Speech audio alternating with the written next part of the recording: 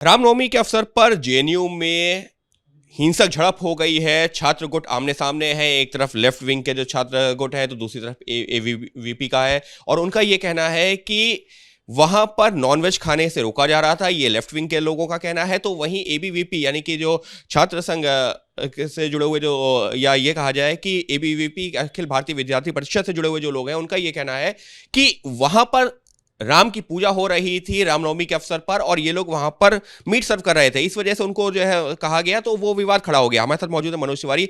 Manoj ji, JNU का विवाद लगातार बढ़ता जा रहा है। आरोप प्रत्यारोप का सिलसिला है चल रहा है। एफआईआर भी दर्ज हो गई। कैसे देखते हैं इसको? नहीं, ये समाचार जब हमको प्राप्त हुआ तो मन दुखी हुआ। देखिए, हम इस तरह की घटनाओं को, मारपीट को तो कभी भी सही नहीं ठहरा सकते, चाहे वो कैसे भी हो। उसकी पुलिस जांच कर रही है। जो दोषी होंगे उनको सज़ा मिलनी चाहिए। लेकिन देखिए, हमारे देश की जो बनावट है ना, हम बार बार अपने देश के लिए एक लाइन बोलते हैं, अनेकता में एकता।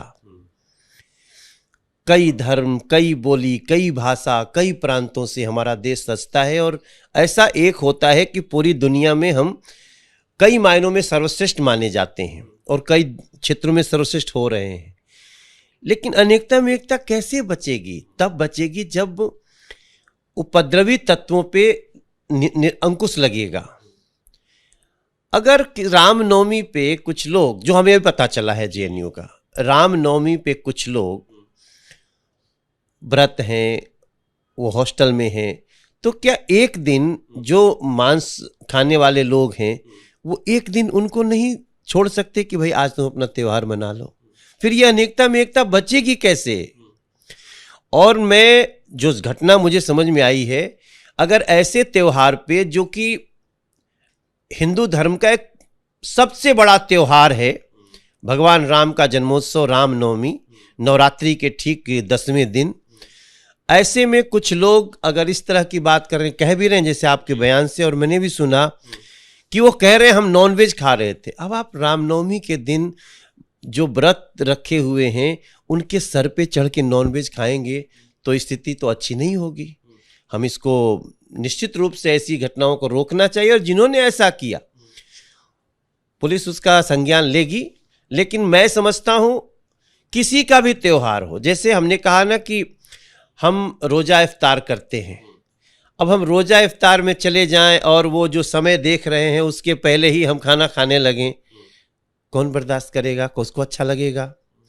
तो जो एक दूसरे का रिस्पेक्ट है, वो जो लोग डेलिबरेटली इसको डिस्टर्ब कर रहे हैं ना, वो दोषी हैं, उनको सजा होनी चाहिए। जो लेफ्ट से जुड़े हुए छात्र संगठन है उसके जो नेता है वो ये कह रहे हैं कि खाने की भी स्वतंत्रता है हमारे देश में। कोई कुछ भी खाना चाहे तो उसको जो है आप कैसे रोक सकते हैं? अगर कोई मीट खाना चाह रहा है तो आप उसको कैसे रोक देंगे? नहीं, खाने के लिए स्वतंत्रता, इसमें कहाँ दो राय है।